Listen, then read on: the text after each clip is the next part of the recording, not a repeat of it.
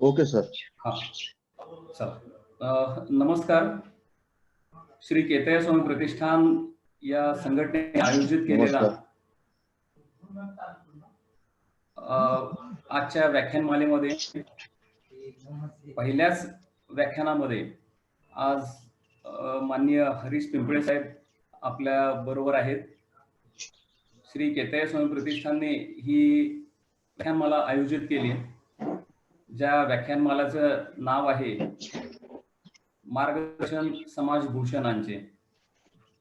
या व्याख्यानमालेमध्ये 3 व्याख्यानं आपण आयोजित केलीत आणि तिन्ही व्याख्यानाचे वक्ते हे खऱ्या अर्थाने समाजभूषण आहेत, ज्यांचं नाव प्रत्येक गरुड समाजाच्या हृदयामध्ये आपल्या समाजाचे समाजभूषण म्हणून आहे. आज आपण खरंच भाग्यवान आहोत की केतय स्वामी प्रतिष्ठान जयंतीला मान देऊन आज पिंपळे साहेब आपल्या बरोबर आहेत. या कार्यक्रमामध्ये सर्व कार्यकर्त्यांना मार्गदर्शन करण्यासाठी आज आपल्या बरोबर उपस्थित आहेत. मी केतय प्रतिष्ठान आणि सर्व गरुड समाज बांधवांच्या वतीनं माननीय हरीश पिंपळे साहेबांचं या व्याख्यानामध्ये स्वागत करतो. मला आठवते की केतय स्वामी प्रतिष्ठानच्या व्यासपीठावर पिंपळे साहेब पहिल्यांदाच आले.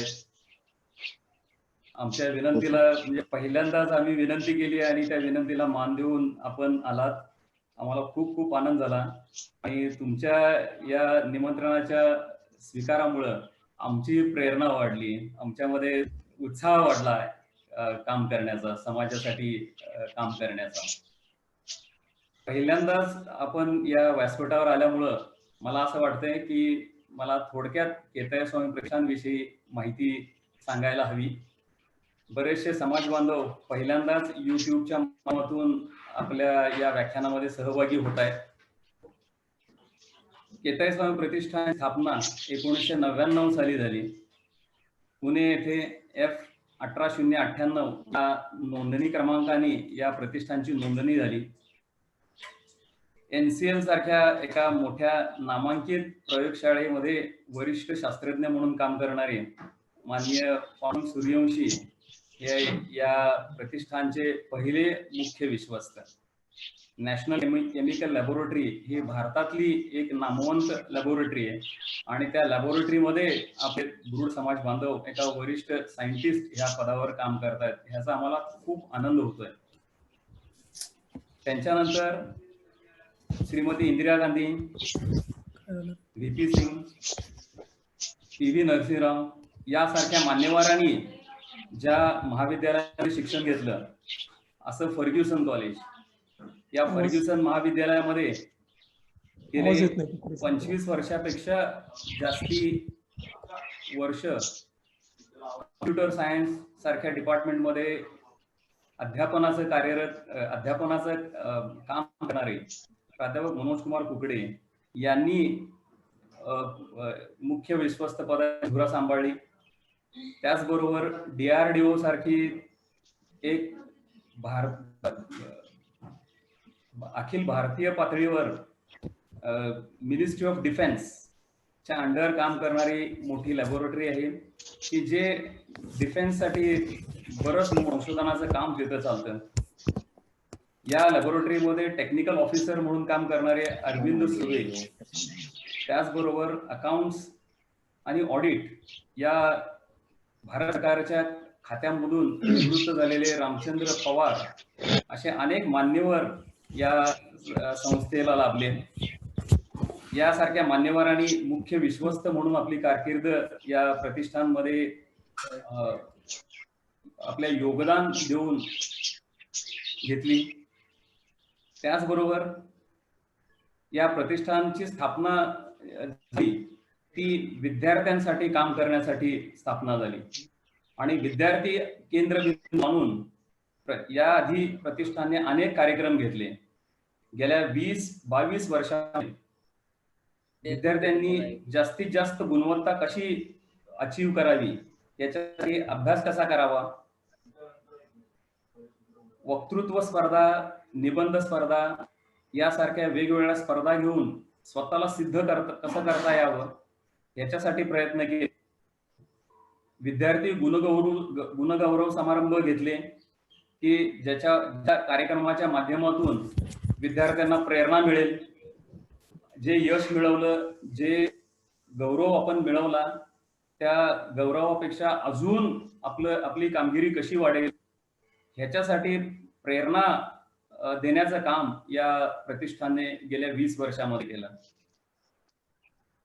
राजर्षी शाहू महाराज आपली जी सह्याद्री सह्याद्रीवर दूरदर्शन मालिका होती, ते शाहू महाराज फेम राहुल सोलापूरकर, विश्वास मेहेंदळे की ज्यांचं एक माध्यम तज्ञ म्हणून नाव आहे, आपल्या दूरदर्शन वाहिनीचे पहिले निवेदक म्हणूनही त्यांचं नाव आहे, डॉक्टर रावसाहेब कसबे की जे सावित्रीबाई फुले विद्यापीठामध्ये डॉक्टर बाबासाहेब आंबेडकर या अध्यासनाचे प्रमुख म्हणून काम बघत होते, रामनाथ चव्हाण एक तज्ञ म्हणून मागासवर्गीय भटक्या विमुक्त जमातीसाठीच खूप मोठं काम रामनाथ चव्हाणांचं आहे. अशा अनेक दिग्गजांना आपण या व्यासपीठावर निमंत्रित केलं आणि त्यांच्या मार्गदर्शनाचा फायदा आपल्या बुरुड समाजातील प्रत्येक विद्यार्थ्याला कसा मिळेल याच्यासाठी प्रयत्न केला. त्याचबरोबर आपला करोना महामारीमध्ये आपल्या विद्यार्थ्यांचं नुकसान होऊ नये, बुरुड समाजातील कुठल्याही विद्यार्थ्याचं नुकसान होऊ नये. 10वी 12वी परीक्षांचा निकाल लागला की त्याच्यानंतर पुढे काय करायचं हा मोठा प्रश्न असतो. करोनाच्या महामारीमुळं मुलांना घराच्या बाहेर पडता येत नव्हतं, लोकांना घराबाहेर पडता येत नव्हतं. अशा या महामारीच्या काळामध्ये जिथं बाहेरच पडत नव्हतं तर तिथं ते मार्गदर्शन कसं मिळणार ह्याचा विचार करून दिनांक 25 जुलै 2020 ते 2 ऑगस्ट 2020 या काळामध्ये, लॉकडाऊनच्या काळामध्ये आपण विद्यार्थ्यांसाठी मार्गदर्शन, ऑनलाईन मार्गदर्शनाचा कार्यक्रम घेतला. त्याच्यामध्ये समाजातलेच तज्ञ एम सूर्यवंशी असतील, डॉक्टर राहुल सूर्यवंशी की ज्यांचा मेडिकल क्षेत्रातला खूप मोठा अनुभव आहे, राजेंद्र खैरे नाशिकचे की जे एक हॉस्पिटल चालवतात, स्वतः डॉक्टर आहेत आणि हॉस्पिटल मॅनेजमेंटचाही त्यांचा मोठा एक्सपिरियन्स आहे. त्याच्यानंतर प्राध्यापक अनिल सुर्वे की जे वालचंद कॉलेज ऑफ इंजिनिअरिंग, महाराष्ट्रातलं एक मोठं नामांकित इंजिनिअरिंग कॉलेज, त्या कॉलेजमध्ये गेले अनेक वर्ष ते अध्यापनाचं करतायत.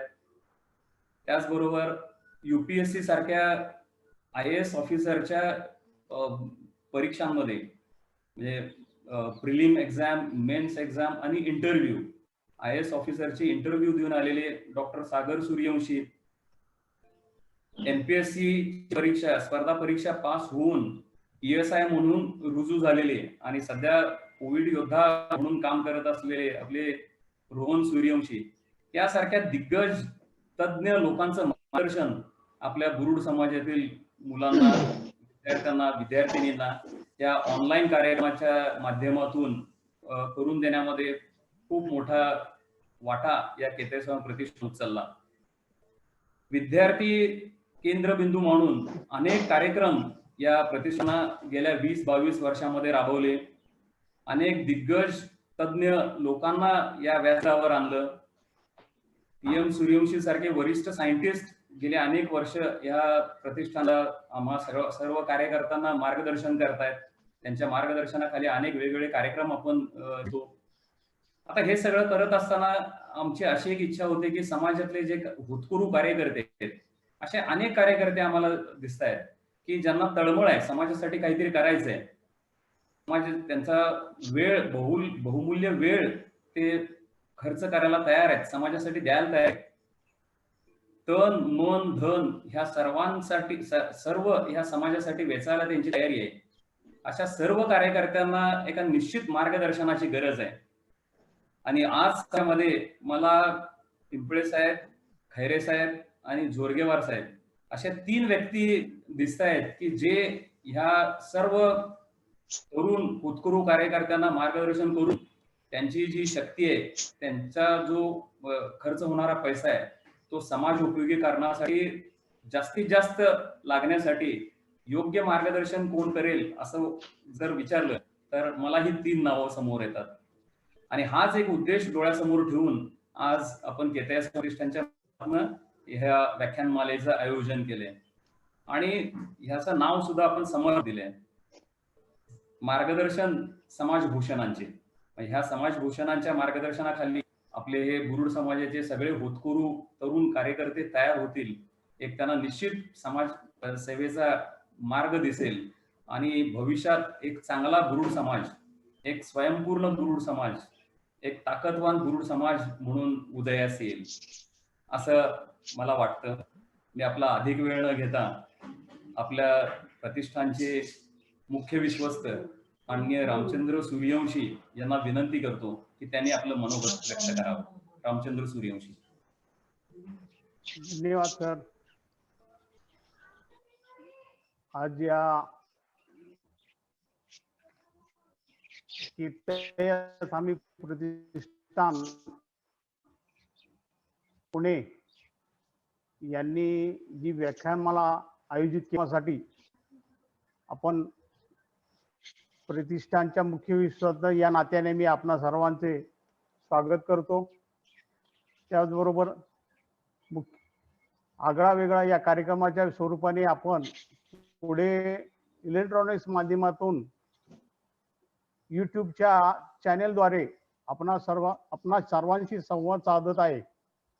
अतिशय आनंदात वातावरण आज या ठिकाणी प्रसन्न वातावरणात आपण प्रतिष्ठानच्या माध्यमातून आपल्या समाजाच्या समाजभूषण आमदार श्री हरीजी पिंपळे साहेब मूर्तिजापूर मतदारसंघ अकोला यांचे स्वागत करतो. या लिंकद्वारे प्रतिष्ठानच्या कार्यकर्त्यांना एकत्रित करण्याचे गेली 6 महिने सर्व राष्ट्रीय महामारीच्या आपल्या आपत्ती काळात सुद्धा संघटनात्मक कार्य सुधारण्यासाठी वेगवेगळ्या माध्यमातून न भूतो न भविष्यता असा हा नाविन्यपूर्व कार्यक्रम आपण आयोजित केलेला आहे. या कार्यक्रमात केतयस प्रतिष्ठानच्या माध्यमातून साकार होत असलेले याची देही याची डोळा हा सोहळा आपण संत तुकाराम महाराजांच्या काव्यात साकार झालेले हे दुग्ध शर्करा योग आज आपण माननीय हरीजी पिंपळे यांच्या माध्यमातून आपल्याला सर्वांना एक संवाद साधण्याचा आटोकाट प्रयत्न केलेला आहे. असंख्य कार्यकर्ते माता भगिनी या सर्वांचे समाजाचे मनपूर्वक स्वागत करतो. प्रतिष्ठान गेली 20 वर्ष या गुरुड समाजा कार्यक्रमाचा वसा घेऊन 20 वर्ष प्रयत्न करीत आहे. गेली 1-1.5 महिन्यापासून या कामासाठी हा योग आणण्यासाठी प्रतिष्ठानच्या कार्यामध्ये अतिशय उत्साही कार्यकर्ते शास्त्रज्ञ doctor 5-6 doctor engineer IT engineer असे उच्च पदस्थ मंडळी सध्या कार्यरत आहेत. यामध्ये प्रतिष्ठानचे विश्वस्त मंडळ खालील प्रमाणे मी आपल्याला ओळख करून देत आहे. मुख्य विश्वस्त श्री रामचंद्र सूर्यवंशी, उपमुख्य विश्वस्त प्रकाश देवलापुरे, सरचिटणीस भगवानराव सूर्यवंशी, चिटणीस माणिकराव पवार, खजिनदार अरविंद सुपेकर, सहखजिनदार जयंत सोनवणे, हिशोब तपासनीस म्हणून आपले शास्त्रज्ञ पांडुरंगराव सूर्यवंशी, सल्लागार अरविंद सुर्वे, दुसरे सल्लागार प्राध्यापक मनोज कोकडे, तिसरे सल्लागार तानाजीराव सूर्यवंशी व योगेश पवार. या सर्वांनी आपला बहुमूल्य खर्च करून आपल्या या समोर आमदार हरीजी पिंपळे साहेब या कार्यक्रमासाठी आपला बहुमूल्य वेळ देऊन संघटन कौशल्य व जबाबदारी या विषयावर आपल्या सर्वांना या व्याख्यान मालिकेचे पहिले पुष्प गुंफणार आहेत. तरी समाज बांधवांनी या कार्यक्रमाचा लाभ घ्यावा विनंती. आपला मान्यवरांचा व आपला जास्त वेळ न घेता आहे कार्यक्रमाची सुरुवात आतुरतेने वाट पाहत असलेले आपले समाज बांधव संयोजकांना मी विनंती करतो की पुढील कार्यक्रमासाठी आपला वेळ सुरू करावा. धन्यवाद. धन्यवाद रामचंद्र सुरेशजी. आपण सर्वांचं स्वागत केलंय, पिंपळे साहेबांचंही स्वागत केलं. मी अरविंद सुर्वे यांना विनंती करतो की आजचे वक्ते माननीय हरीश पिंपळे साहेब यांची ओळख करून द्यावी. अरविंद सुर्वे. धन्यवाद सर. नमस्कार, सुस्वागतम. श्री केतया स्वामी प्रतिष्ठान आयोजित मार्गदर्शन समाज भूषणांचे या ऑनलाईन व्याख्यानमालेमध्ये मी अरविंद सुर्वे आपल्या सर्वांचं मनापासून स्वागत करतो. आजपासून प्रतिष्ठानच्या वतीने व्याख्यानमालेला प्रारंभ होत आहे. आजचा विषय आहे संघटन, कौशल्य आणि जबाबदारी. आणि या विषयावर मार्गदर्शन करणार आहेत समाजभूषण माननीय आमदार हरीशजी पिंपळे साहेब. मी आपल्याला त्यांचा थोडक्यात परिचय करून देतो. संपूर्ण महाराष्ट्राला परिचित असलेलं व्यक्तिमत्व आहे. मूर्तिजापूर अकोला या विधानसभा मतदारसंघाचं ते प्रतिनिधित्व करतात. त्यांना लहानपणापासून समाजसेवेची आवड आहे. पुढे त्यांनी अनेक संघटनांची उभारणी केली, त्याचं नेतृत्व केलं. अनेक जन आंदोलने आणि चळवळीमध्ये त्यांचा महत्वपूर्ण सहभाग होता. अनेक महत्वाच्या पदावर त्यांनी कार्य केले. एक सामाजिक कार्यकर्ता ते आमदार असा त्यांचा प्रवास आहे. त्यांच्या राजकीय कारकिर्दीचा जर आपण विचार केला तर मूर्तिजापूर विधानसभा मतदारसंघातून 2009, 2014 आणि 2019 या सलग 3 वेळा विधानसभेवर त्यांची आमदार म्हणून निवड झालेली आहे. महाराष्ट्र विधानमंडळ अनुसूचित जाती कल्याण समिती म्हणजे ही जी समिती आहे ही तिला राज्यमंत्री पदाचा दर्जा आहे. तिचं अध्यक्ष म्हणून त्यांनी कार्य केलेलं आहे. त्यानंतर महाराष्ट्र बांबू विकास मंडळ नागपूर या मंडळावर ते विशेष निमंत्रित सदस्य म्हणून सुद्धा त्यांनी कार्य केलेलं आहे. जगज्योती महात्मा बसवेश्वर समिती मंगळवेढा जिल्हा सोलापूर याचं सदस्य म्हणून त्यांनी सुद्धा कार्य केलेलं आहे. त्यानंतर भाजपा युवा मोर्चा अकोला जिल्ह्याचे ते अध्यक्ष म्हणून कार्यरत आहे. त्यांच्या सामाजिक कार्याचा जर आपण विचार केला तर मूर्तिजापूर तालुक्यातील हातगाव येथील कमळगंगा पुनरुज्जीवन कार्यक्रम हाती घेतला आणि आता या उपक्रमाचा असा परिणाम झाला की आसपासच्या 15 गावातील पाण्याची पातळी वाढली आणि ही गावे टँकर मुक्त झाली. संकटसमयी नागरिकांना मदत देणे, अपघातग्रस्तांना वेळेवर रुग्णालयामध्ये पोहोचवून ऍडमिट करणे, त्यांना योग्य तो औषध उपचार देणे ही कामे ते नेहमी करत असतात. श्री गजानन महाराज बहुउद्देशीय संस्था मूर्तिजापूर या संस्थेच्या माध्यमातून त्यांनी अत्याधुनिक ॲम्ब्युलन्स सेवा पुरवण्याचं काम ते करीत असतात. गरजू अपंगांना 3 चाकी सायकल त्यांनी अनेकांना मिळवून दिली आहे. तसेच अनेक रुग्णांना त्यांनी मदत दिलेली आहे. त्यानंतर कॅन्सरग्रस्त रुग्ण, किडनीग्रस्त रुग्ण यांना सुद्धा त्यांनी आर्थिक मदत मिळवून दिलेली आहे. त्यासाठी त्यांनी मुख्यमंत्री सहायता निधी या योजनेअंतर्गत या रुग्णांना मदत मिळवून दिली आहे.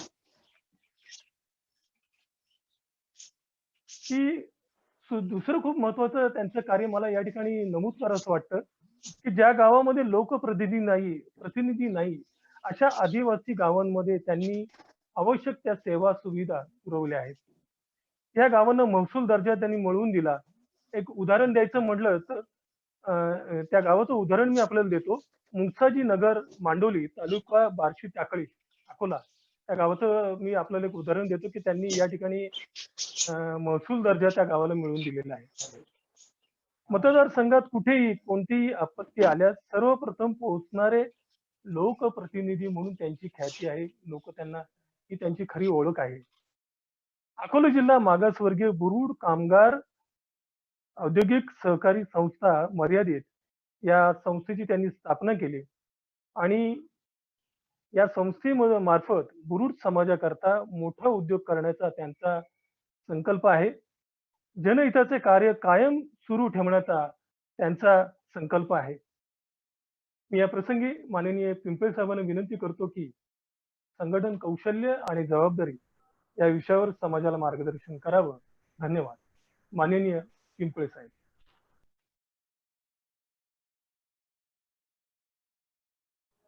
तिथं आहे ना ते श्रेयल इथं काहीतरी ते टूल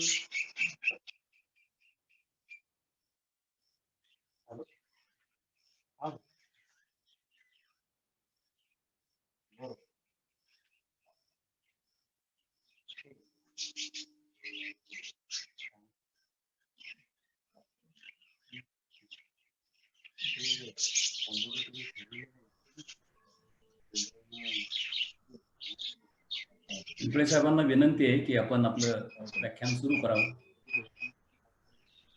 जय केतया, सगळ्यांना माझा नमस्कार. आज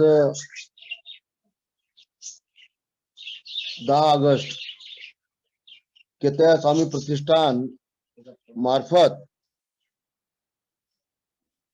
ऑनलाईन व्याख्यानमाला या विषयाकरता संघटन कौशल्य आणि जबाबदारी या विषयावर बोलण्यासाठी मला आमंत्रित केलं आहे. मी सर्वप्रथम त्यांचे धन्यवाद देतो. ही संघटना श्री केतया स्वामी प्रतिष्ठान 21 वर्षापासून समाज कार्यासाठी अविरोध कार्य करत आहे. शैक्षणिक क्षेत्रासाठी त्यांनी मोलाचे योगदान दिलेले आहे. यामध्ये श्री रामचंद्र सूर्यवंशी मुख्य विश्वस्त, श्री भगवान सुपेकरजी सरचिटणीस, श्री अरविंदजी सुपेकर खजिनदार, श्री विक्रमजी सूर्यवंशी, श्री तानाजी सूर्यवंशी आणि श्री गिरीजी सुपेकर, प्राध्यापक कुकडे सर, हे मंडळी आपल्या समाजातील विद्यार्थी यांना चांगलं मार्गदर्शन, शैक्षणिक क्षेत्रात मदत, त्यांना स्वाभिमानानं जगता आलं पाहिजे, नोकरी लागली पाहिजे, त्याकरिता एक चांगला शैक्षणिक मार्ग दाखवण्याचं काम ते करत आहे. आणि आज त्याच माध्यमातून त्यांनी संघटन कौशल्य आणि जबाबदारी या विषयावर समाज बांधवांना मार्गदर्शन करण्यासाठी मला आमंत्रित केलं आहे. मी सर्वप्रथम त्यांचे धन्यवाद देतो. कारण या लॉकडाऊनच्या काळामध्ये 6 महिन्यापासून बोलणे बंद आहे, भेटणे बंद आहे, एकामेकाची ओळख नाही. पण आज सगळ्या समाज बांधवाचे दर्शन घेण्याचं योग मला आज या प्रतिष्ठानच्या माध्यमातून आले आहे, बोलण्याचं योग मला आलेले आहे.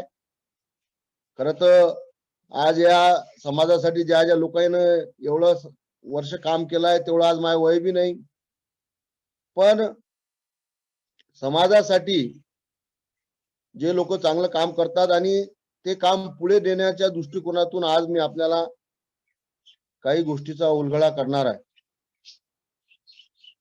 संघटन कौशल्य म्हणजे समाज संघटित झाल्याशिवाय हे काम शक्य नाही. आणि संख्येने आपला हा समाज ब्रूढ समाज, आणि ब्रूढ म्हणजे बांबू, हे अटूट नातं आहे. बुळाची ओळख म्हणजे बांबू, बांबू शिवाय ब्रूढ पूर्ण होऊ शकत नाही.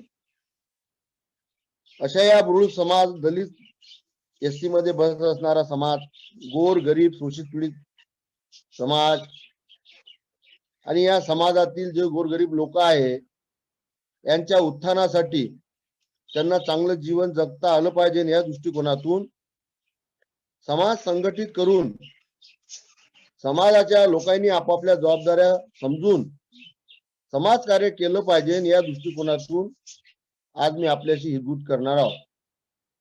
आपल्या समाजाचे समाजभूषण मान्य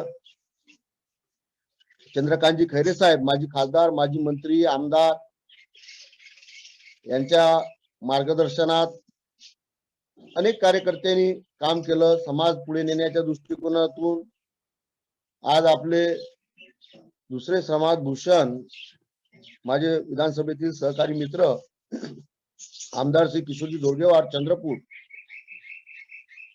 या मान्यवरांच्या नेतृत्वात समाज संघटित करून जे समाजासाठी चांगलं कार्य करत असणाऱ्या संघटना असतील, जे काही लोक असतील, नेते मंडळी असतील, पक्ष वेगवेगळे असतील, विचार वेगळे असतील, पण समाज कार्य करण्याच्या दृष्टिकोनातून आपल्या पक्षाच्या, आपल्या विचाराच्या, लहान मोठा छोटा हा सगळा विषय बाजूला सारून, आपल्या चपळा बाजूला काढून समाज कार्यासाठी आपण एकत्रित आलं पाहिजे, या दृष्टिकोनातून आपण कार्य केलं पाहिजे असं मला आज वाटते. आज चांगले संघटन कौशल्य असणारे कार्यकर्ते हे संघटनेची आत्मा असतात. जे कार्यकर्ते चांगलं काम करतात त्याच्याचमुळे हे संघटन पुढे जाते. अन्यथा संघटन झाली, नावापुरती झाली, काम काही झालं नाही, नुसतं कागदावर काम झाली, पण काही संघटनेच्या माध्यमातून समाजाच्या काही लोकांनी नाविन्यपूर्ण असं काम केलेलं आहे, वाखाणण्याजोगं काम केलेलं आहे.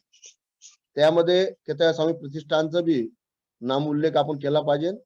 21 वर्ष ते निरंतर समाजाच्या विद्यार्थ्यांच्या साठी, समाजाच्या लोकांसाठी ते कार्य करत आहे. त्यांचं मी मनापासून अभिनंदन करतो. चांगले संघटन कौशल्य असणे म्हणजे जो कार्यकर्ता आहे त्यांनी 3 गोष्टीच्या इकडे लक्ष दिलं पाहिजे.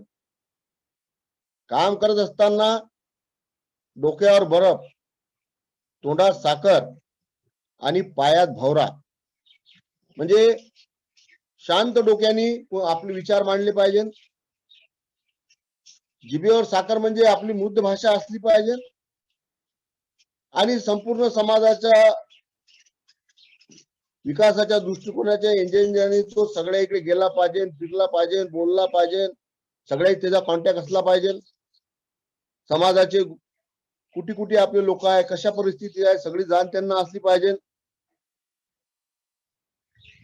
आज संघटनेची ताकद वाढवण्याच्या दृष्टिकोनातून कार्यकर्त्यांनी संघटित होणे गरजेचे आहे. आणि जिथपर्यंत आपण संघटित होऊ नये तिथपर्यंत समाज पुढे नेण्याच्या दृष्टिकोनातून आपल्याला कामही करता येणार नाही, आपली किंमतही होणार नाही. एक उदाहरण तुम्हाला सांगतो. अनेक फुलाची झाडं तुम्ही पाहिली असतील, त्यांना फुलंही येतात. अनेक लोक जातात, फुलं घेतात, तोडतात, कोणी तोडत नाही. शेवटी ते फुलं झाडाला वाहून जातात, खाली मुरझावून पळून जातात. पण तेच फुलं त्या एक विकत घ्यायला गेलो, जमा केलेली फुलं तर आपण 10 रुपयाची फुलं मागितले तर आपल्याला 100-200 फुलं तो 10 रुपयात देऊन देणार. पण त्या फुलाला जर आपण सुई आणि धागा घेऊन माळीमध्ये एकत्रित केले, म्हणजे संघटित केले, त्याची माळ केली, हार केला, तर आज त्याची किंमत 10 रुपयापासून 100 रुपयापर्यंत तर 1500 रुपयाच्या हारापर्यंत त्याची ठरू शकते. हे संघटन कौशल्य. आपण किती लोक जुटलो, एका विचाराचे झालो, समाज पुढे नेण्याच्या दृष्टिकोनातून आपण विचार केला, तर ती जे माळ तयार होते तशी त्याची किंमत समाजात निर्माण होते. आणि ते करण्याची गरज आज आवश्यकता समाजाला आलेली आहे. कारण या लॉकडाऊन काळामध्ये आपला हा गोरगरीब समाज जो बांबूच्या बोरशावर आपली उपजीविका भागवतो, आज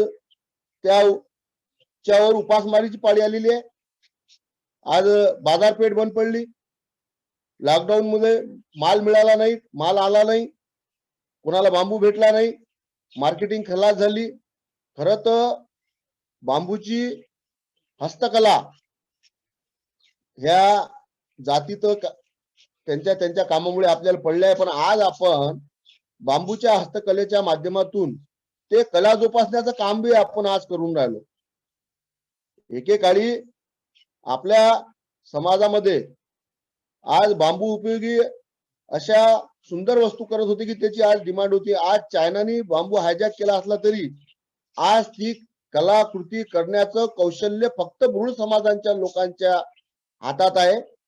आणि अशा या समाजाच्या इकडे अक्षम दुर्लक्ष आज होत आहे. आणि काही जबाबदारी म्हणून जर आपण पाहिलं तर समाजातील अनेक काही मान्यवर आहे, उच्च उपोषित आहेत, श्रीमंत आहे, उद्योग क्षेत्रात अव्वल दर्जाचे काम करणारे आहेत.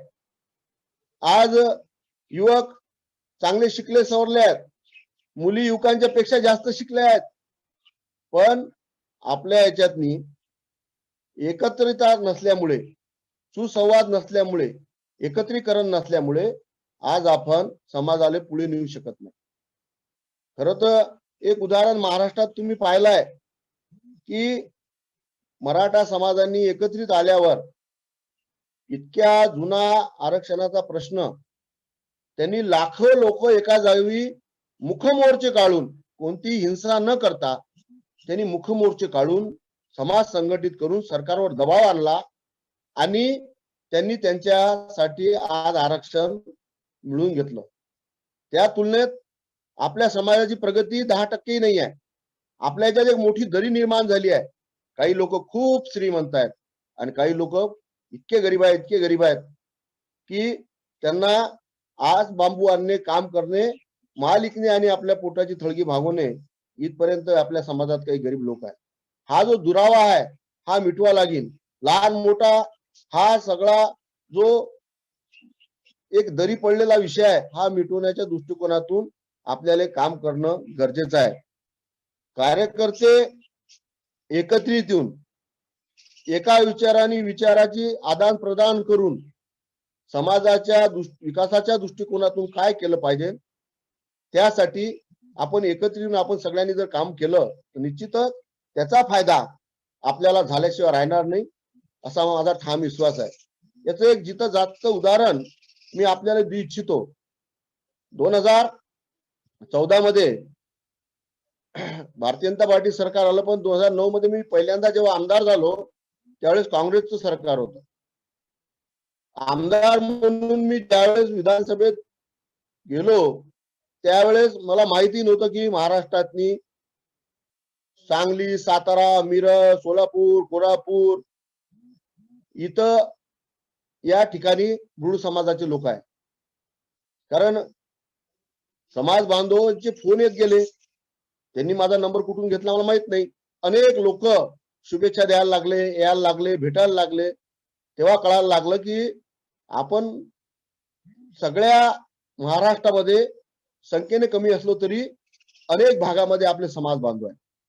आणि यातलेच काही समाज बांधव ज्यावेळेस आपल्याला बांबू जर आपण आणत असतो, जेव्हा आपण गाडीनं बांबू आणत होतो, ट्रक, ट्रॅक्टर, त्यावेळेस त्यांची स्पास त्या बांबूला आपल्याला लागत होती.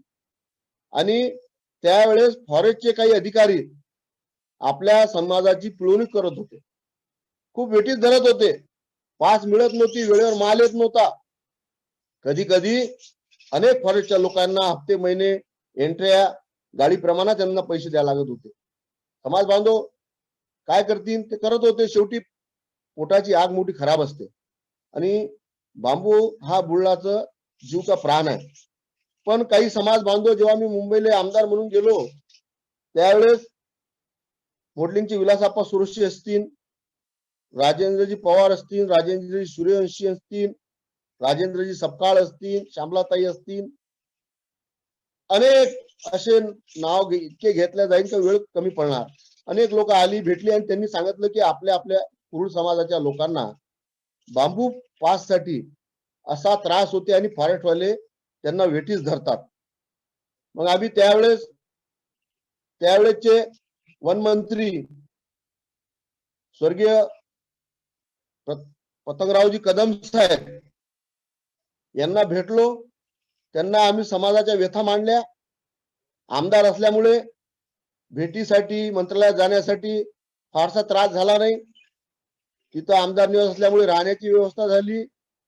लगेच गेल्यावर त्यांनी समजून घेतलं आणि ज्यावेळेस आम्ही त्यांना भेटलो त्यावेळेस त्यांनी सांगितलं, एक एवढा काँग्रेसचा ज्येष्ठ श्रेष्ठ मंत्री आम्हाला बोलला की बुलढाणचे माझ्यावर उपकार आहे. मी बुलढाण्याची इथं भाकर खाल्ली आहे. ते जिथं राहत होते तिथं आपलं बुड समाजाचं एक घर होतं, त्यांचा मुलगा हे मित्र होते. हे श्रीमंत असले तरी भाकर जेवण्यासाठी हे आपल्या बुड समाजात येत होते आणि त्याचं ऋण माझ्यावर आहे आणि मला ते फेडायचं आहे.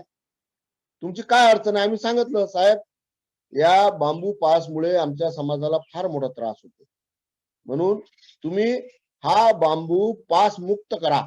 त्यांनी आम्हाला तिथे शब्द दिला आणि विधानसभेचं सत्र सुरू झालं, वनच्या चर्चेवर हा विषय मी मांडला आणि साहेबांनी उठून त्या विधानसभेमध्ये महाराष्ट्राच्या त्या पवित्र भवनामध्ये त्यांनी शब्द दिला की जसं कुंभार समाजाला माती आणण्यासाठी कोणतीही परवानगी लागत नाही, पास लागत नाही, तसं ब्रू समाजाला बांबू आणण्यासाठी यापुढे कोणताही कागद लागणार नाही.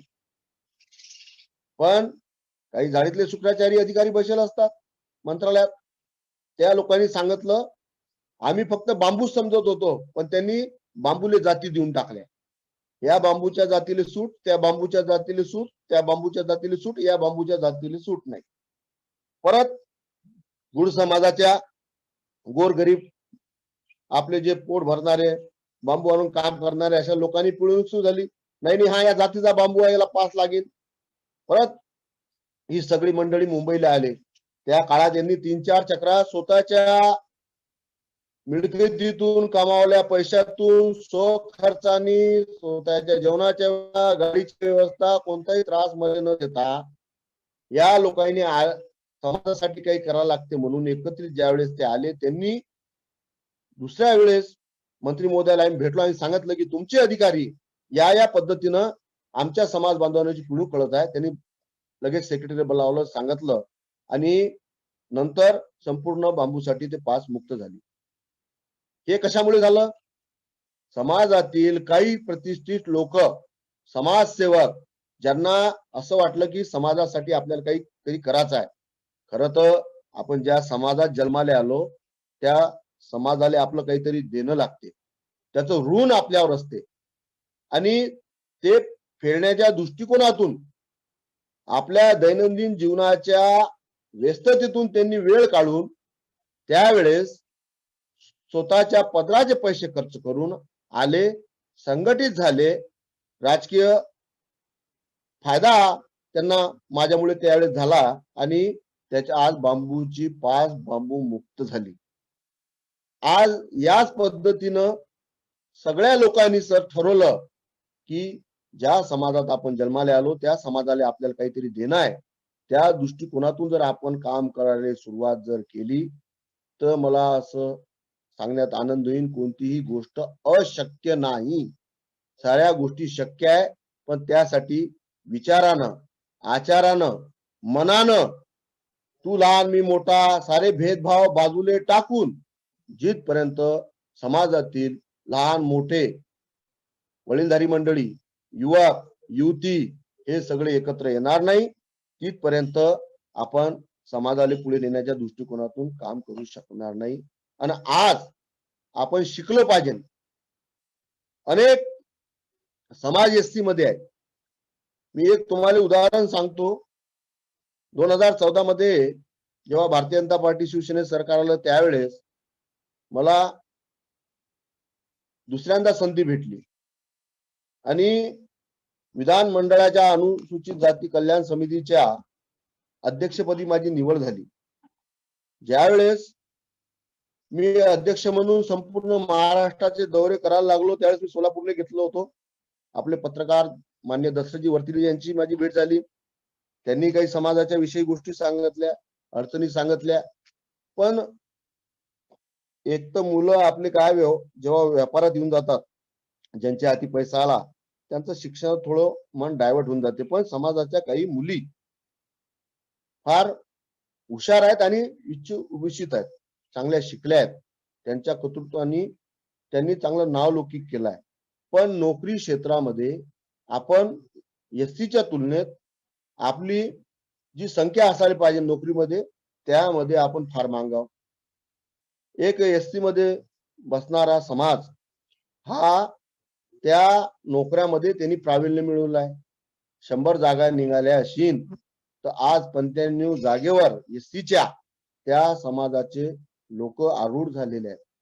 मोठ्या मुश्किलनं 5% याच्यातनी एसटी मध्ये इतर जे समाज बसतात तिथं आपण लोक आलो. एखादा बुड समाजाचा व्यक्ती हा त्यामध्ये लागलाय. आज शैक्षणिक क्षेत्रामध्ये आपल्या मुलांना चांगलं शिक्षण दिलं गेलं पाहिजे, त्यांना शिक्षणाच्या व्यवस्था उभ्या झाल्या पाहिजे, त्यांना लायब्ररी, पुस्तक, कॉम्प्युटर आणि हे करण्याची जबाबदारी या समाजाची आली आहे, समाजातील समाजसेवकांची आली आहे. शेवटी आपण नाही करू तर हे कोण करणार आहे? प्रपंच प्रपंच तर सगळ्याला सांभाळाच लागते. प्रपंचातून आपला अमूल्य वेळ काढून थोडा वेळ आपण समाजासाठी दिला पाहिजे. कारण शेवटी प्रपंचामध्ये तर तुम्ही पाहिलं की अनेक लोक आहेत ज्यांनी समाजासाठी काही केलं. असे लोक आज आपल्यात नाही, पण ते त्यांच्या कार्याने आज समाजात जिवंत आहे. नाही तर आपण कुटुंब, तुम्हाला मला सगळ्यांनाच कुटुंब लागलेलं आहे, पण कुटुंबाचं व्यवस्था सांभाळता आयुष्य चाललं जाते. आपण म्हातार केव्हा होतो हे आपल्याला माहित पडत नाही. आणि ज्या दिवशी आपण जातो तर आपल्या कुटुंबातले लोक 24 तासाच्या आत आपली विल्हेवाट लावतात. त्यांना पाठ आहे या विषयावर. आणि आपले सातबारे, आपले प्रॉपर्टी, आपले घर, आपलं सोनं नाणं त्याला कधी पाठ राहत नाही. पण ज्यांनी समाज कार्य केलं असेल, एखाद्या विषयाच्या वेळी एखाद्या पोराला त्यांनी मदत केली असेल, त्याला जर नोकरी लागली असेल आणि त्याला जर त्यांचा मुलगा भेटायला गेला तर ते आवर्जून सांगेन की आणि तुमच्या वडिलांनी मला मदत केली होती म्हणून आज या पदाला मी आज या नोकरीवर आहे. आज या नोकरीमुळे माझं संपूर्ण कुटुंब सुखी आहे. आणि आज हे तुमचे वडील नसते तर मी हे करू शकलो नसतो. तर त्यांच्या कार्यामुळे ते 10, 20, 30, 40 वर्ष ते समाजात जिवंत राहू शकतात.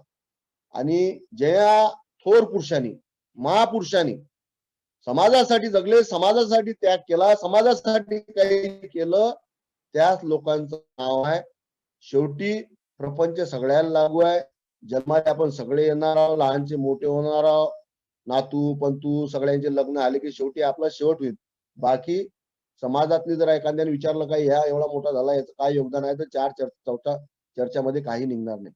खरं तर या लॉकडाऊनच्या काळामध्ये व्हॉट्सअप, फेसबुकच्या माध्यमातून अनेक तालुक्याचे, शहराचे, जिल्ह्याचे, महाराष्ट्राचे ग्रुप निर्माण झालेले आहेत. आणि त्याच्यातून काही चांगल्या युवकांनी, खरोखर मी त्यांचं मनापासून कौतुक करीन त्या युवकांचं, त्यांनी संघटित झाले, एकत्र आले आणि त्यांना जाण झाली की आपल्या समाजात गोर गरीब जे मजुरी वर्ग करणारे लोक आहे त्या लोकांसाठी आपण काही केलं पाहिजे. कारण या लॉकडाऊनच्या 6 महिन्यामध्ये संपूर्ण बाजारपेठ बंद पडली होती, त्यांच्यावर उपासमारीची पाळी आली होती. काही युवकांनी तिथं पैसा गोळा करून त्यांना किराणा लागणाऱ्या मूलभूत वस्तू त्यांना पुरवल्या, त्यामुळे समाजाच्या काही गरीब लोकांना आधार झाला.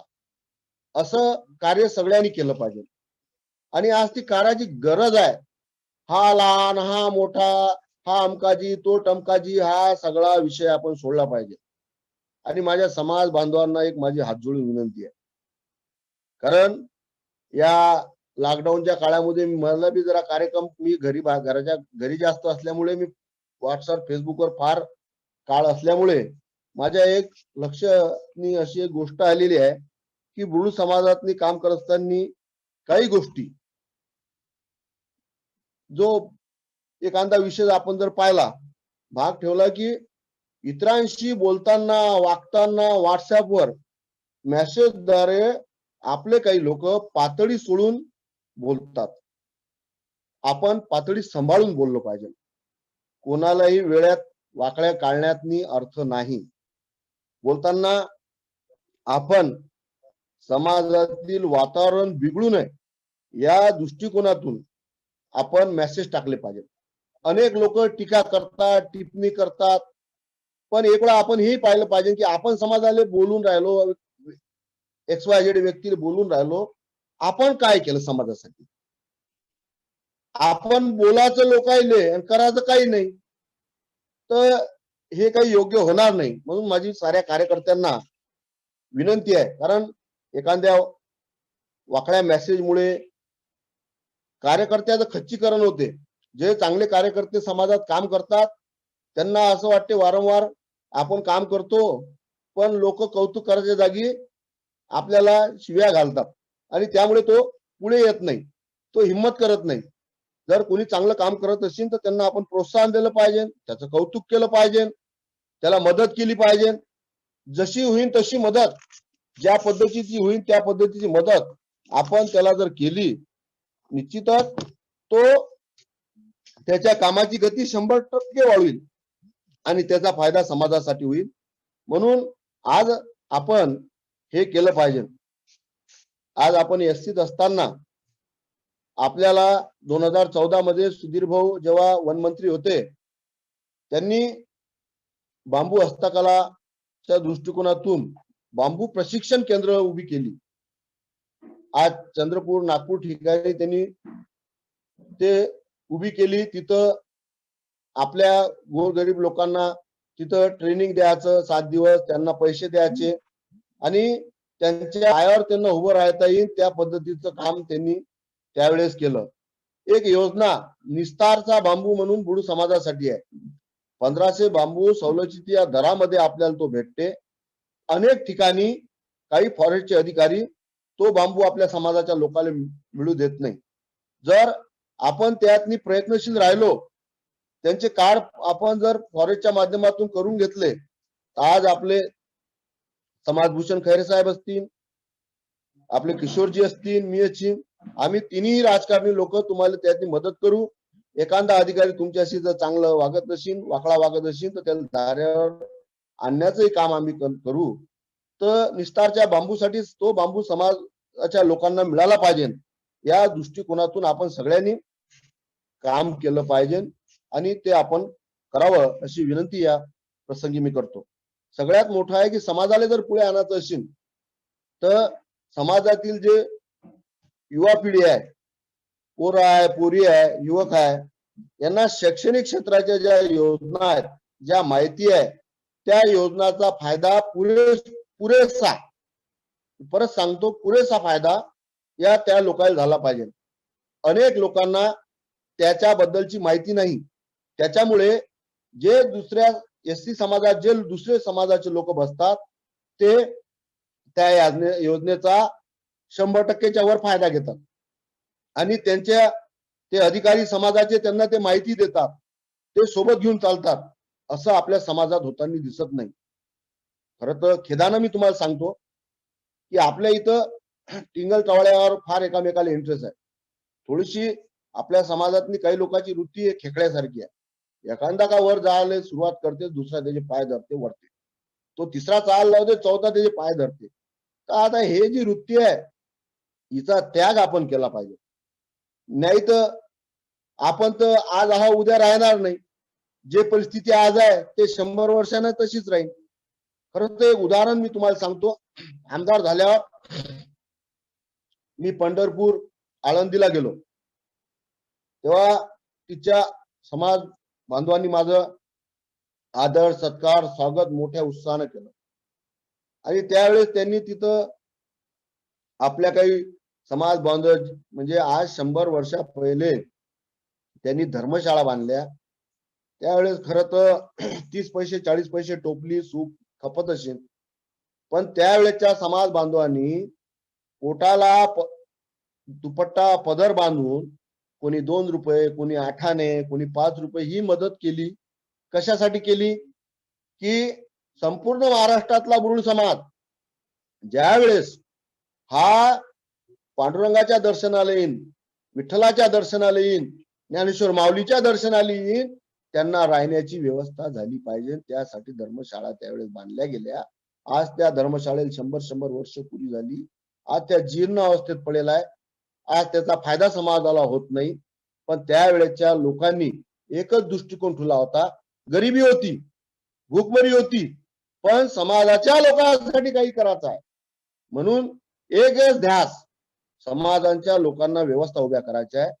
त्यांनी त्यांच्या पदराचे त्यावेळेसचे 5 रुपये आज आपले 5 लाख रुपये आहे. मला आज सांगतो आवर्जून, त्यावेळेस त्यांनी ते दिले. त्यावेळेस त्या उभ्या झाल्या. अनेक वर्ष समाजाच्या धार्मिक जे वारकरी संप्रदायातले लोक कार्य करतात त्यांना त्याचा फायदा झाला, इतरही लोकांना त्याचा फायदा झाला. आज तसं होताना दिसत नाही. याचं कारण काय आहे की समाज संघटित नाही आणि समाज संघटित नाही आहे आणि आपली जबाबदारी काय समाजाच्या प्रती याचा विसर आपल्याला पडलेला आहे.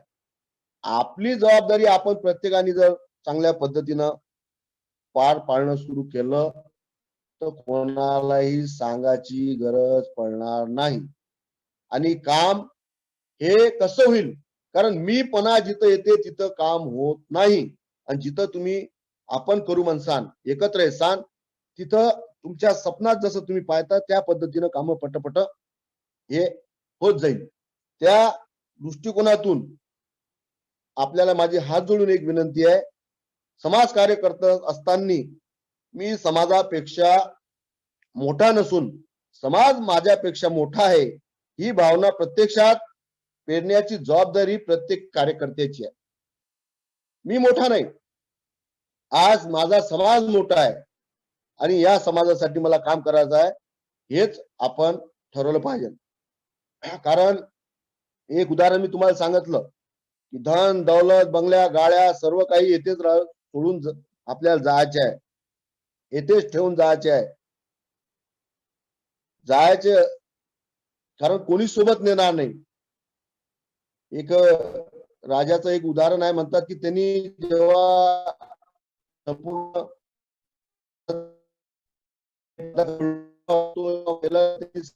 त्याच्या प्रधान आले की बाबा मी जेव्हा मरीन तेव्हा बहुतेक सिकंदर होते, माझे हात त्या किडीहून बाहेर ठेवतो की मी संपूर्ण आयुष्य हे देश जिंकण्यासाठी मी माझ्या खर्ची घातलं, पण मी सोबत काही नेत नाही, माझ्या खाली हात आलो होतो आणि खाली हात चाललो. पण समाजासाठी त्यांनी त्यावेळेस काही काम केलं, उभं केलं. संघटनेचे विचार व त्या अनुषंगाने आपले समाजाचे निर्णयामध्ये मी सहभागी झालो. समाजाच्या उद्धानासाठी मी माझं योगदान दिलं, मी अमूल्य वेळ दिला. आणि वेळ आपल्या कौटुंबिक जीवन सांभाळून 2 घंटे 3 घंटे प्रत्येकाने जर दिले तर निश्चितच आपण राहणार आहोत, पण आपलं कार्य हे 50 वर्षापर्यंत जिवंत राहील याची मला खात्री आहे. म्हणून आज समाज संघटित झाला पाहिजे. प्रत्येकाने आपल्या जबाबदाऱ्या ह्या समजून घेतल्या पाहिजे. खरं तर एक पाऊल मी अकोला जिल्ह्यामध्ये समाजाच्या लोकांना पुढे नेण्याच्या दृष्टिकोनातून मी उचललेला आहे. अकोला जिल्हा मागासवर्गीय बुडूळ कामगार औद्योगिक संस्था सहकारी संस्था मर्यादित अकोला ची स्थापना संस्थेमार्फत बुडूळ समाजाचा मोठा उद्योग संकल्पनेतून उभा व्हावा यासाठी आम्ही सगळे एकत्रित आलो, पैसा गोळा केला, MIDC ला आम्ही जागा मिळवली. आज काही मशनऱ्या बांबूच्या आम्ही आणल्या, पण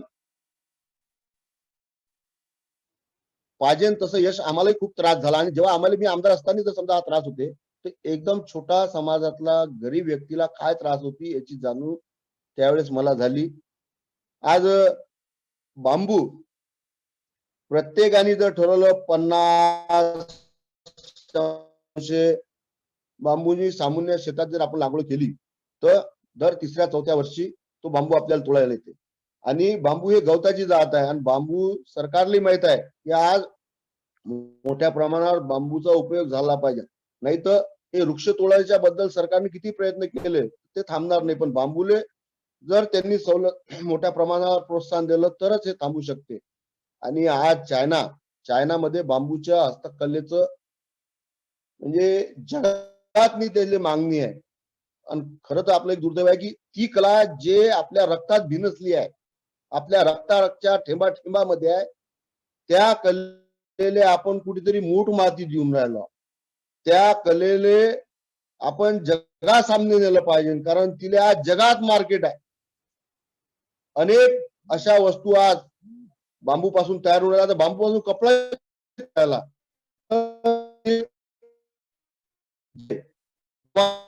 उद्योगपती जे व्यापार क्षेत्रात जे नावलौकिक आहे अशा लोकांनी एकत्रित येऊन हे छोटे उद्योग आपल्या समाज बांधवासाठी काढले पाहिजे, यासाठी आपण प्रयत्न केला पाहिजे. आणि माझी हात जोडून काही समाज बांधवांना विनंती, तुम्ही जेव्हा कुटुंब चालवता एक मर्यादेपर्यंत आपलं वय असते. ज्या दिवशी आपण आपल्या मुलाचं लग्न करतो, ज्या दिवशी आपल्याला सून येते त्या दिवशी आपले व्यवहार आपल्याला पोराच्या हाती द्यावे लागते आणि सासूबाईले घराच्या चाब्या सुनेच्या हाती. जे युवक चांगलं काम करत आहे त्यांना प्रोत्साहन देण्याची गरज आज आपल्यावर येऊन ठेपलेली.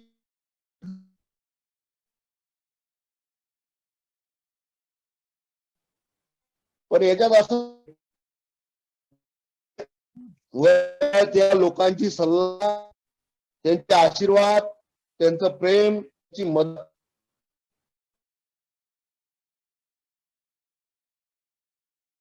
पाहिजे त्या पद्धतीने आपण करू शकतो, पण शिवाय कामही पुढे जाणार नाही हे तितकं खरं आहे. म्हणून आपण आपापल्या जिल्ह्यामध्ये जे होतकरू लोक आहेत, जे विद्यार्थी आहेत, त्यांना आपण प्रोत्साहन दिलं पाहिजे. ही आपली जबाबदारी आहे आणि ही सगळी त्या वरिष्ठ लोकांनी पाळली पाहिजे अशी माझी त्यांना नम्र विनंती आहे. खरं तर आमदार झाल्यावर अनेक जिल्ह्यामध्ये समाज बांधवांच्या भेटी गाठी झाल्या.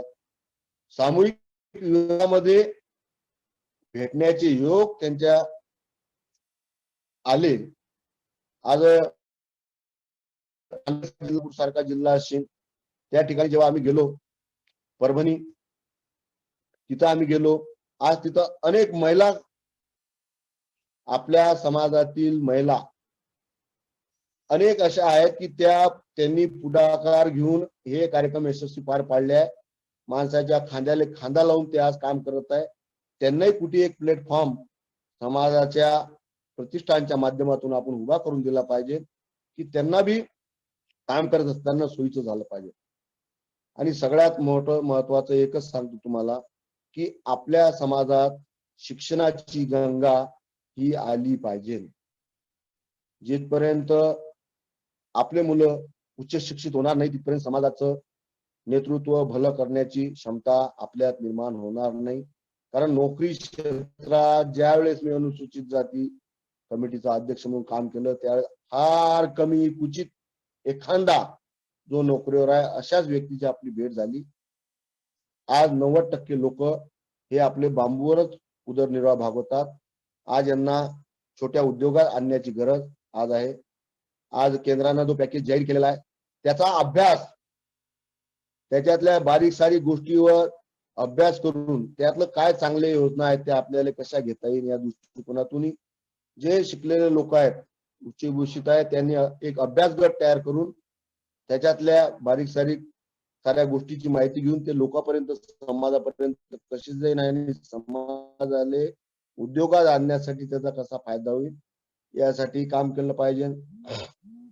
हे काम करत असताना तुम्हाला एक सांगतो, तुम्हाला 1 कोटीची लॉटरी उघडली, जेवढा आनंद तेवढा त्या लॉटरी उघडल्यावर होणार नाही, तेवढा तुम्ही गोरगरीब समाजाच्या लोकांना तुम्ही मदत केल्यावर त्याच्या चेहऱ्यावरचा हास्य पाहून जो तुम्हाला आनंद होईल तो लाखांनाही मोजल्या जात नाही.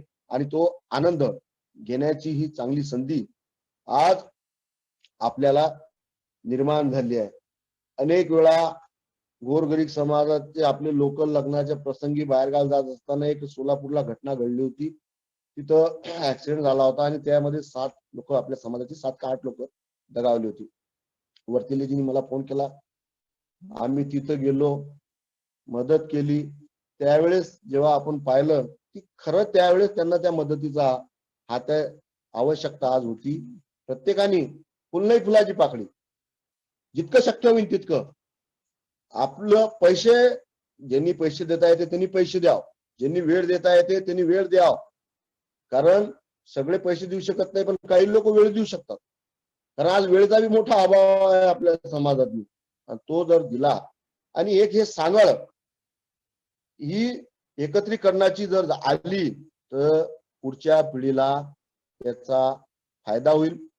समाज पुढे नेण्याच्या दृष्टिकोनातून आपल्या ज्या जबाबदाऱ्या आहेत त्या जबाबदाऱ्या आपण प्रामाणिक पार पडल्या याचा आनंद आपल्याला होईल आणि आपण हे करावं अशी मी विनंती करतो. आज खरं तर महाराष्ट्राच्या राजकारणामध्ये आपला समाज छोटा असला तरी पहिल्यांदा समाजभूषण पितृतुल्य माननीय चंद्रकांतजी खैरे साहेब यांच्या माध्यमातून त्यांनी समाजाचं प्रतिनिधित्व केलं. आमदार, मंत्री, खासदार दुसऱ्यांदा समाजाचं प्रतिनिधित्व करण्याची संधी केतया स्वामी महाराजांच्या आशीर्वादाने मला आली आणि आज तिसऱ्यांदा आपले आमदार किशोरजी यांना चंद्रपूरचे जोरगेवार यांनाच संधी प्राप्त झाली. आज दोघं जणांना आम्ही विधानसभेत आहोत आणि आज भक्कम मोठा अनुभव, जेवढं खैरे साहेबाचं काम आहे तेवढं माझं वय बी नाही आहे आणि त्यांच्या अनुभवाचा फायदा आपण घेत त्यांच्या नेतृत्वात आपल्याला समाजाला पुढे नेण्याच्या दृष्टिकोनातून आपण सगळ्यांनी एकत्र यावं. आपले सगळे वाद विवाद आपण हे सगळे विसरून जावं आणि संघटित व्हावं. आपापली जबाबदारी ओळखून आपण काम करावं. ज्या पद्धतीनं पुण्यामध्ये श्री केतया स्वामी शैक्षणिक प्रतिष्ठान काम करत आहे, त्यांचे विश्वस्त काम करत आहे, पदाधिकारी काम करत आहे. एक चांगली सुरुवात त्यांनी 21 वर्षात त्यांनी निरंतर सेवा समाजासाठी केली आहे. अशी सेवा आपण करावी. काही लोक या संघटनेने जुळावे, काही इतर लोकांनी आपल्या काही अजून बांबू एक विषय सांगायचा राहून गेला तुम्हाला. बांबू मंडळ स्थापन करण्याच्या दृष्टिकोनात आपण एक प्रस्ताव दिला होता आणि बांबू बोर्ड गेल्या सरकारने स्थापन केले होते. त्याच्यातनी आपले विलास आप्पाजी सुरोसे, आपले पुण्याचे सपकाळ आप्पाजी हे सदस्य म्हणून त्यात होते, मी त्यात होतो. पण लगेच आचारसंहिता लागल्या आणि त्यानंतर त्या मिटिंगा झाल्या नाही. पण त्याचा फायदा घेण्याच्या दृष्टिकोनातून आपल्याला बांबूच्या व्यतिरिक्त जे जे काही माहिती असेल ती लेखी स्वरूपाची आपण त्यांना देऊन, तिथं जे लोक अधिकारी बसले आहेत त्यांना बाध्य करून, राजकीय दबाव असतील, संघटनेचा दबाव असतील, शेवटी समाज संघटित झाला तर सगळे त्यांच्या सामने झुकतात. आणि ही एक महाराष्ट्राने गेल्या वेळेस एक चांगलं उदाहरण पाहिलं आहे आणि त्यांचं अनुसरण आपण लोकांनी केलं पाहिजे. आज ते करू शकतात. त्यांना कोणी त्यांचे ते आपल्यापेक्षा म्हणजे प्रॉपर्टीनं, घरानं, दारानं, शिक्षणानं, जमीन जुमल्यानं ते समोर असले तरी त्यांनी एक चांगलं पाऊल समाजासाठी उचललं, त्याचा फायदा त्यांना झाला. आपल्यालाही समाजासाठी काही करायचं आहे म्हणून माझी आवर्जून आपल्याला विनंती राहील, आपण समाज संघटित करावा आणि आपापल्या जबाबदाऱ्या ओळखून काम करावं अशी मी आपल्याला विनंती करतो. खरं तर या लॉकडाऊनच्या काळामध्ये अनेक लोकांशी संवाद झाला नाही, पण या ऑनलाईन खरं तर पहिल्यांदा समाजात या पद्धतीने ऑनलाईन भेटी स्वप्नात पाहिलं नसेल, पण आज देश ज्या पद्धतीनं पुढे जाते आहे, सायन्स ज्या पद्धतीनं हे करत आहे, त्या पद्धतीनं आज आपल्यालाही वागा लागेल, बोला लागेल, कार्य करा लागेल, काम करा लागेल. आज ऑनलाईनच्या माध्यमातून तुमच्या सगळ्यांचे दर्शन घेण्याची मला ही संधी प्राप्त झाली. मी स्वतःला भाग्यवान समजतो आणि प्रतिष्ठानचे मनापासून अभिनंदन करतो, कौतुक करतो आणि बोलण्याच्या वगात माझ्या ऐकून काही चूक झाली असेल तर आपल्या सगळ्यांची माफी मागतो आणि माझे लांबलेले 2 शब्द संपवतो. जय केतन.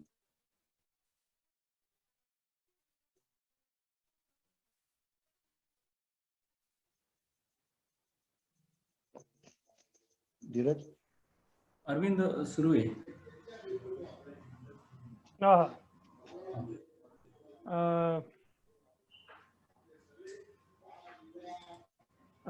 धन्यवाद माननीय पिंपळे साहेब.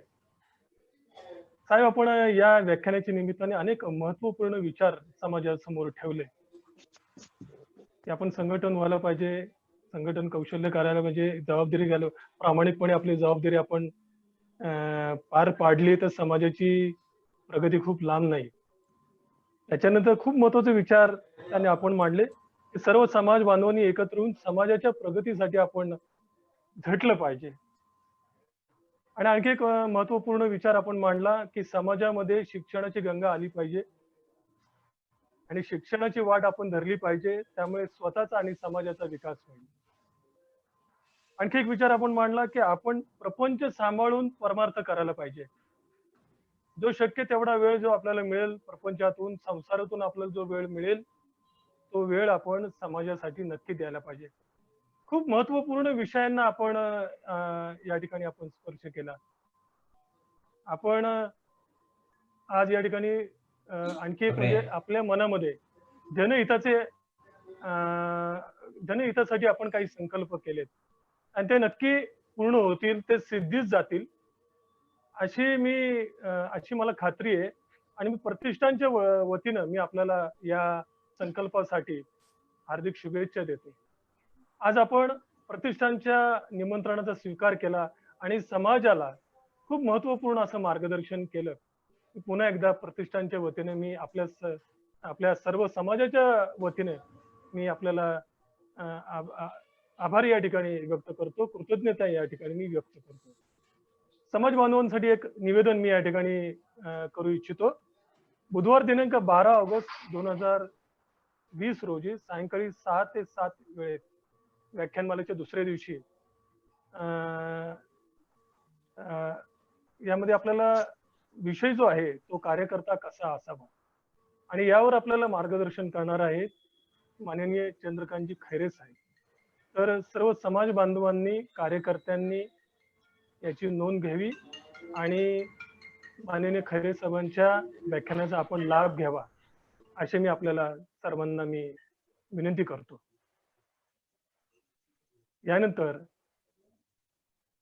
यानंतर ओव्हर टू कुकडे सर.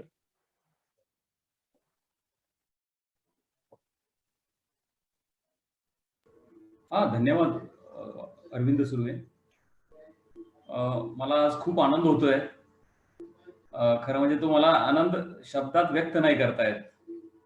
खूप वर्षापासून आमची इच्छा होती की पिंपळे साहेब ज्यावेळी तुम्ही पहिल्यांदा आमदार झालात त्यावेळेपासून आमची इच्छा होती की तुम्हाला या केतय स्वामी प्रतिष्ठानच्या व्यासपीठावर निमंत्रित करायचं. पण काही कारणाने ते पुढं जाऊन मला वाटतं त्याचा योग आज होता आणि आज तुम्ही आलात, सगळ्या समाजाला संबोधित केलं. अतिशय चांगले कानमंत्र आपण दिलेत. आपल्याला जर पुढे जायचं असेल तर संघटित होणं हे त्याच्याशिवाय पर्याय नाही आहे. तुम्ही जर संघटित नाही झालात तर तुम्ही पुढे नाही जाऊ शकणार. प्रत्येक कार्यकर्त्यांना आपली जबाबदारी सांभाळली पाहिजे आणि आपल्या जबाबदारीनुसार फुल नयनाची पाकळी म्हणून आपण काही थोडं योगदान या सामाजिक कार्यामध्ये दिलं पाहिजे. खूप खूप धन्यवाद हरीश पिंपळे साहेब, तुम्ही तुमचा बहुमूल्य वेळ आमच्यासाठी दिलात. सर्व समाज बांधव जे आज युट्यूबच्या माध्यमातून या कार्यक्रमामध्ये सहभागी झाले त्या सर्व समाज बांधवांचं मी आभार व्यक्त करतो. ते होते म्हणून हा कार्यक्रम यशस्वी झाला असं मला वाटतं. आमच्या विनंतीला मान देऊन अनेक कार्यकर्त्यांनी आम्हाला मदत केली. व्हॉट्सअपवर जे मेसेजेस होते ते सगळे फिरत होते. 2-3 दिवस मी बघतोय, मी ज्या ग्रुपमध्ये आहे तिथं प्रत्येक वेळेला प्रत्येक जण आपलं कॉन्ट्रीब्युशन त्याच्यामध्ये देते. आमचे व्हॉट्सअपचे मेसेजेस आहेत ते थोडे अजून चांगले करून स्वतःचे काही त्याच्यामध्ये ऍडिशन करून हे मेसेजेस पुढे जात होते. आणि अशा सर्व कार्यकर्त्यांना खूप धन्यवाद या केतय स्वामी प्रतिष्ठानच्या वतीनं मी देतो. असंच सहकार्य, असाच सपोर्ट या प्रतिष्ठानच्या पाठीशी असावा अशी एक विनंती आपल्या सगळ्यांना करतो. त्याचबरोबर सगळ्यात महत्वाचं आणि मला असं सांगायला आवडेल की हा जो कार्यक्रम घडवून आणण्यामध्ये जर कोणाचा वाटा असेल, कोणी ब्रिज म्हणून जर कोणी काम केलं असेल, जो पूल कोण असेल ह्या कार्यक्रमाचा, तर ते आपले अकलूजचे राजेंद्र सूर्यवंशी. पिंपळे साहेबांचा आणि माझी तशी काही ओळख नाही, त्याच्यामुळं मी म्हटलं मी आता विनंती केली तर साहेबांना आवडेल नाही आवडेल म्हणून मी राजाभाऊ सूर्यवंशींना विनंती केली की तुमची ओळख आहे तर तुम्ही थोडं त्यांच्याशी बोला आणि एक आमच्या दुवा म्हणून तुम्ही काम करा. आणि त्यांनी अतिशय छान काम केलं. सुरुवातीला पिंपळे साहेबांशी बोलले आणि हे सगळा विषय त्यांना समजून सांगितला आणि मग शेवटी मी आणि पिंपळे साहेब एकमेकाशी जोडलो गेलो आणि म्हणून आज हा कार्यक्रम एवढा देखण्या पद्धतीनं सादर करता आला आपल्या सर्वांसाठी. राजेंद्र सूर्यवंशींना खूप धन्यवाद. त्यांच्यासारखे अनेक कार्यकर्ते आहेत की ज्यांनी आम्हाला खूप मदत केली. आता नाव घ्यायचं म्हटलं तर कमी 15 ते 20 मिनिटं ह्याच्यामध्ये जातील, तेवढे वेळ पुरणार नाही. आणि त्याच्यात एखादं नाव राहिलं की पुन्हा त्याची नाराजी होईल. तर मी सर्व कार्यकर्त्यांनी ज्यांनी ज्यांनी या कार्यक्रम उभारणीमध्ये आम्हाला सपोर्ट केला, ज्यांचा सहभाग आहे, डायरेक्ट असेल, इनडायरेक्ट असेल, त्या सर्व समाज बांधवांचं, त्या सर्व कार्यकर्त्यांचं मी श्री केतया स्वामी प्रतिष्ठानच्या वतीनं आभार व्यक्त करतो, त्यांना धन्यवाद देऊ इच्छितो. त्याचबरोबर केतया स्वामी प्रतिष्ठानचं सगळं कार्यकारी मंडळ की जे एक दिलानी येऊन एकमेकाशी विचार विनिमय करून या कार्यक्रमाचं खूप चांगल्या पद्धतीने नियोजन केलं आणि त्याच्यामध्ये सुद्धा प्रत्येकाने आपला आपला सहभाग नोंदवला आणि अतिशय देखणा कार्यक्रम हा उभारण्यामध्ये सहकार्य केलं. त्या सर्व पदाधिकाऱ्यांचं, केतय प्रतिष्ठानचे सर्व कार्यकर्ते, वेगवेगळ्या गुरुड समाजाच्या वेगवेगळ्या संघटनांचे कार्यकर्ते, या सगळ्यांना मी पुन्हा एकदा धन्यवाद देतो. आणि पिंपळे साहेब, तुम्ही आमचं निमंत्रण स्वीकारलं त्याबद्दल पुन्हा एकदा धन्यवाद देतो. आणि मी हा कार्यक्रम संपला असं जाहीर करतो. शुभरात्री. प्रत्येकाने आपली काळजी घ्या, स्वस्थ राहा, आनंदी राहा आणि पुढच्या कार्यक्रमासाठी की ज्याची आतुरतेनं आपण सर्वजण वाट बघतोय ते म्हणजे आपले माजी खासदार, संसदीय गटनेते माननीय चंद्रकांतजी खैरे साहेब यांचं व्याख्यान आहे 12 तारखेला 6 वाजताच आहे. तर आपण सर्वांनी त्याही व्याख्यानाला असाच उत्स्फूर्त प्रतिसाद द्यावा आणि त्याही कार्यक्रमाचं जे काय पब्लिसिटी आहे शेवटच्या गुरुड समाजाच्या घटकापर्यंत कसा पोहोचेल हा कार्यक्रम, याच्यासाठी प्रयत्न करावे पुन्हा एकदा सगळ्यांना विनंती करतो आणि मी आपली रजा घेतो. धन्यवाद. शुभरात्री.